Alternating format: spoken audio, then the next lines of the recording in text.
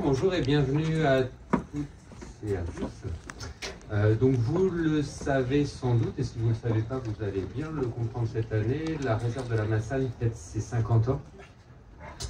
Donc la réserve de la Massagne, c'est la première des deux réserves qui sont très liées à l'Observatoire océanique de Banyuls, donc avant ça le laboratoire Arago.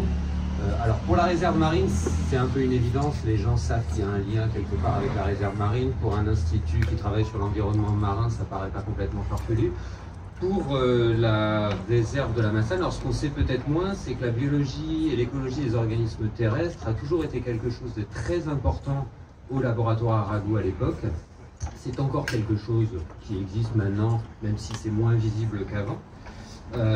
Donc il y a eu beaucoup de découvertes sur les arthropodes, les acariens, en particulier les oiseaux, les mammifères, les feux de forêt, enfin différentes choses étaient étudiées abondamment au laboratoire Arago à l'époque et enfin, pendant en fait toute son histoire, hein, depuis le tout début, puisque Lacazutier lui-même travaillait sur parfois des organismes terrestres, donc depuis la création de l'observatoire, du laboratoire Arago à l'époque en 1882. Et le terrain de jeu préféré des chercheurs en biologie et écologie terrestre, c'était la forêt de la Massagne, depuis fort longtemps. Dès les années 50, hein, parmi donc, ces chercheurs, il y avait notamment Joseph Travers. Alors, je ne sais pas si il est là, Joseph Travers, mais on peut le considérer un peu comme l'instigateur, voire le père de la réserve de la Massagne. Le directeur de l'époque, Georges Petit, a aussi joué un rôle très important pour la création de cette réserve. À l'époque, c'était la 6e réserve naturelle en France. Aujourd'hui, il y en a plus de 150. Donc il faut se rendre compte que c'était beaucoup moins évident que maintenant de créer un espace naturel, même si maintenant tout le monde est d'accord, mais personne ne veut nécessairement l'avoir quand il a ses activités dedans. Donc mais ça reste beaucoup plus facile à faire qu'à l'époque, hein. On peut en parler aux gens qui étaient présents à ce moment-là. Créer une réserve naturelle, ça n'allait pas du tout de soi. Donc on mesure assez bien cet exploit. Et donc c'est un lieu emblématique, c'est un lieu de renommée internationale qu'on voit très fréquemment dans les médias. J'avoue que je ne les cherche pas et c'est très rare que je ne tombe pas quelque part sur un reportage à la télé ou à la radio sur la réserve de la Massagne, où Joseph a souvent le rôle principal. Je l'ai eu encore il n'y a pas très longtemps sur La Terre au carré, je crois. C'était quelque chose de... Alors c'est en partie aussi lié au fait que depuis 2021, cette réserve est classée au patrimoine mondial de l'UNESCO. Et elle reste en fait extrêmement liée à l'Observatoire océanique de Banyuls. Donc notre implication, elle était évidente dans les célébrations de son 50e anniversaire.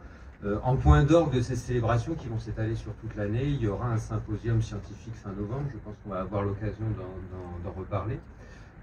Puisque la Massagne, c'est plus que jamais une aire d'études privilégiée pour les scientifiques qui travaillent sur la biologie des écosystèmes terrestres, mais en particulier dans cette époque de transition climatique de laquelle cette réserve est un témoin important.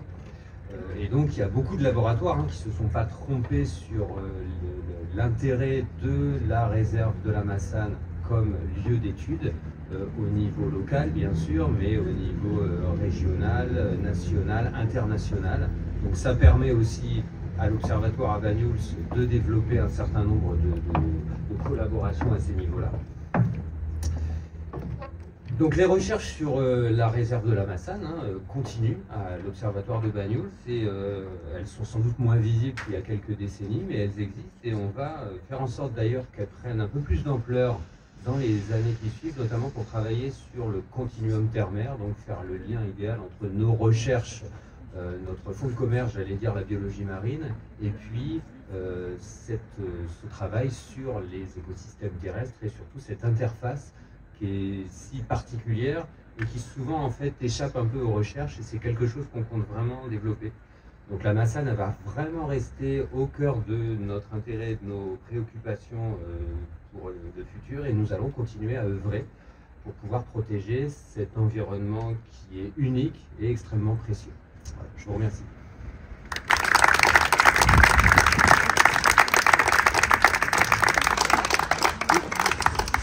La parole à la représentante de la mairie. Pas ma hauteur. Oui, donc je suis Anne Morin, je suis la première adjointe à la mairie, et en l'absence du maire de M. Jean-Michel Sauvé, puisqu'il est retenu dans des occupations au niveau du Parlement de la mer, donc il n'est pas là. Donc c'est moi qui ai le plaisir de le représenter aujourd'hui. Quoi dire sur cette forêt? Cette forêt, elle est emblématique pour nous. Et ici, nous avons donc la Massane, nous avons la Tour, nous avons la rivière et nous avons cette forêt. Cette forêt que nous aimons, que grâce à tous ces scientifiques qui ont su nous alerter, aujourd'hui est un domaine d'études très privilégié et très protégé. Cette réserve, cette forêt, c'est vraiment le poumon vert de notre secteur.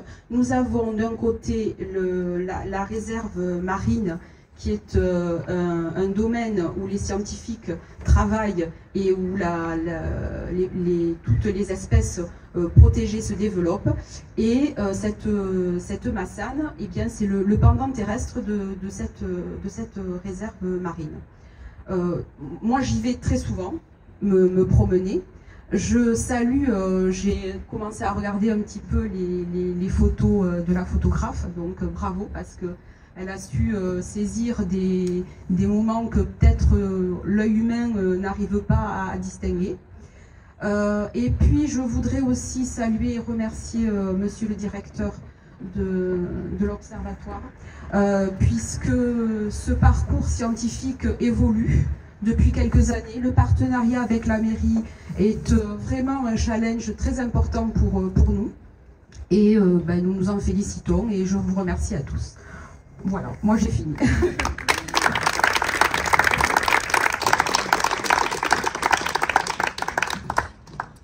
Mesdames, Messieurs, bonsoir. Je pense que je suis plus grande que ça. Je suis Élodie Magnanou, ingénieure de recherche ici à l'Observatoire océanologique de Banyuls.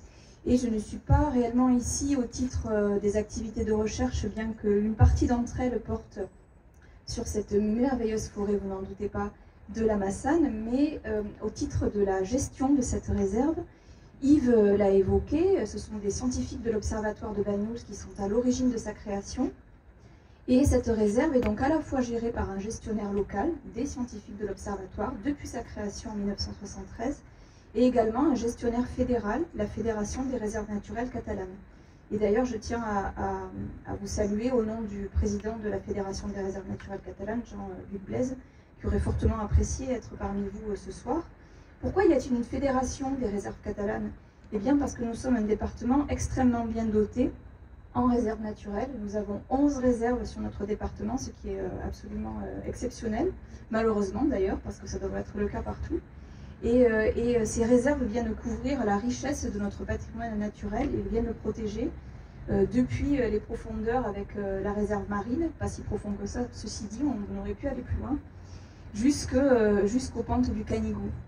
Et aujourd'hui, en cette journée mondiale de la biodiversité, eh bien c'est une date toute trouvée pour venir illustrer, grâce au magnifique travail de Marie-Hélène Labatte, le foisonnement de biodiversité qui est parfois très discret à la Massane et qui mérite que l'on s'y penche pour la connaître, cette biodiversité, pour comprendre son fonctionnement et pour protéger ces milieux et pourquoi pas faire essaimer la Massane dans d'autres forêts pour qu'il y ait des forêts en libre évolution qui soient beaucoup plus fréquentes qu'elles ne le sont. Et donc cette 8e édition de la recherche, qui est donc l'exposition que vous avez vue chaque année pour tous ceux qui ont déjà foulé les lattes de bois de ce parvis d'observatoire. Cette 8e édition est une nouvelle manifestation, au travers de l'art cette fois-ci, de l'intime association entre l'Observatoire de Banyuls et la Massane, et nous en sommes très heureux.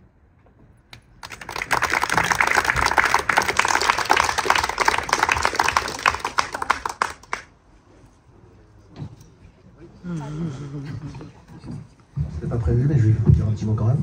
Bon, évidemment, moi je tiens à remercier tout le monde pour être là depuis 30 ans en fait comme conservateur de la forêt de la Massane, d'avoir eu cette chance. Je voudrais remercier évidemment le directeur du laboratoire qui, comme ses prédécesseurs, a une attention toute particulière à ce que ça fonctionne bien entre cette forêt. Il vous l'a dit, ces perspectives de recherche du continuum terre-mer sont quelque chose de très très important. Tout est lié, il faut comprendre que dans la vie tout est lié et qu'on a intérêt à protéger l'ensemble. Alors la Massane, pour ceux qui ne savent pas, hein, c'est juste derrière en fait, hein, c'est la grosse montagne là, qui est juste derrière nous, qui surplombe Bagnous. Alors évidemment ça a une importance de protéger cette forêt pour les habitants qui sont en bas, parce que c'est un château d'eau, parce que c'est une réserve de biodiversité, que ça c'est très très important pour la suite, pour notre survie à nous les humains. Alors je voudrais remercier évidemment l'équipe de la Massane, ils sont tous présents, c'est quand même bien. Alors on va commencer par les plus anciens, donc Jean-André Maglalou, bien Jean-André, donc technicien qui est arrivé en l'an 2000, là. Et donc ça fait 20 ans, plus de 20 ans qu'on travaille ensemble. Diane qui filme, mais voilà, c'est notre chargée de communication et c'est elle qui a beaucoup œuvré dans la mise en forme de ce travail en lien avec Marie-Hélène là-bas pour avoir cette magnifique exposition sur le parvis. J'espère que ça vous ramène un peu de fraîcheur aujourd'hui, qui fait bien chaud là, cette Massane, hein, toute cette eau qui coule là, toute cette fraîcheur de la Lettraie. Et puis Nabil Majdi qui nous a rejoint, qui a remplacé donc Diane pendant un congé maternité, et puis qui est resté avec nous là sur un mi-temps et qui est spécialiste des toutes petites bêtes qu'on ne voit pas, de la méiofaune. Et donc c'est très très important, et depuis peu, eh bien, on travaille sur cette diversité-là, en lien avec le laboratoire Arago et puis d'autres unités de recherche. Et c'est vrai que les nouvelles technologies d'investigation du vivant, comme l'ADN environnemental, la biologie moléculaire, les progrès aussi faits en optique, hein, ben, tout ça permet d'aborder cette microfaune. Et on découvre des choses formidables. Et donc je pense qu'on aura encore beaucoup de choses à dire de la Massane dans quelques années encore, grâce aux recherches menées ici au laboratoire Arago. Donc merci à tous merci à tous pour votre présence, parce que je reconnais là beaucoup de gens. Alors j'allais oublier évidemment les gens de la bibliothèque qui sont très très importants sur l'animation de ces manifestations. Donc Sandrine et Véro là, qui travaillent avec nous et qui préparent avec nous une exposition sur justement qui sera mise en place sur l'histoire un peu du lien Massane laboratoire Arago, dans le cadre du colloque qu'a évoqué Yves en fin 2023. Alors je vais avoir le grand honneur de laisser la place à Marie-Hélène, la photographe, et qui clôturera les débats. Après, évidemment, on pourra toujours discuter après autour de l'apéro. C'est toujours très convivial. Merci à la mairie d'être là. Parce que c'est vrai, ce mot, il est chaleureux, et puis ça correspond à ça, c'est-à-dire que la Massane, elle est sur le territoire d'Argelès-sur-Mer, mais en fait, de cœur, elle est chez tout le monde, sur la côte Vermeille, et sur toutes les Alberts, sur tout le piémont des Alberts. Donc bah ça, c'est aussi très touchant d'avoir ce type de témoignage. Merci beaucoup. Marie-Hélène.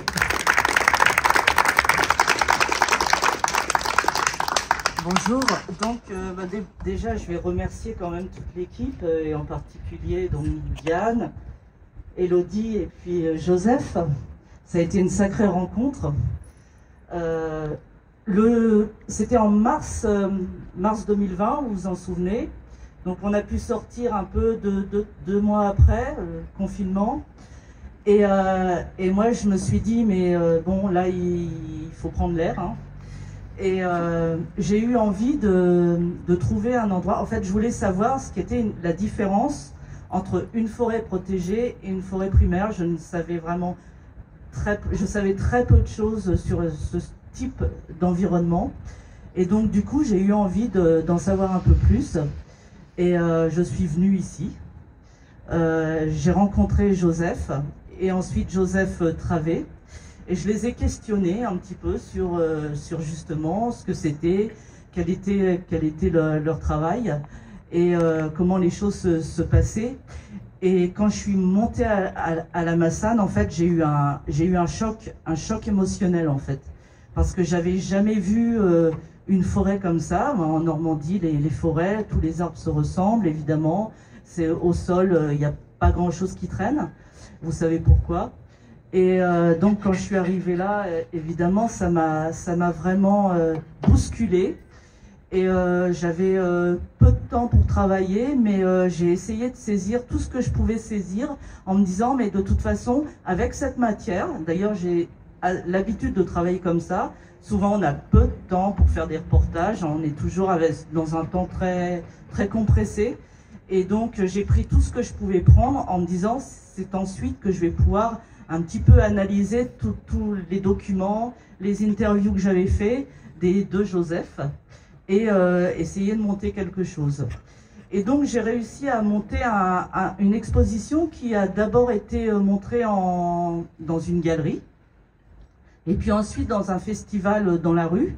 Et cette année, ce travail-là est diffusé dans les collèges et lycées en Normandie, autour d'une médiation culturelle autour de l'art de la photographie, de l'art de la lumière, mais aussi, du coup, pour moi, c'est un prétexte aussi de parler de cette forêt, de la biodiversité et de l'importance qu'il y a aujourd'hui et de l'urgence qu'il y a aujourd'hui à protéger en fait un maximum de lieux. Et Dieu sait qu'il y en a. Moi, je vis à Rouen, donc en Normandie, dans une grosse métropole où il y a régulièrement des projets qui vont morceler des forêts qui sont évidemment des forêts pour produire du bois, mais tout de même des forêts. Et donc, ce travail est aussi un prétexte pour moi à mobiliser autour de l'importance de la préservation de nos espaces naturels. Voilà. Je pourrais en parler pendant des heures, mais je vais m'arrêter là, on va aller boire un coup, il fait chaud. En tout cas, c'est génial.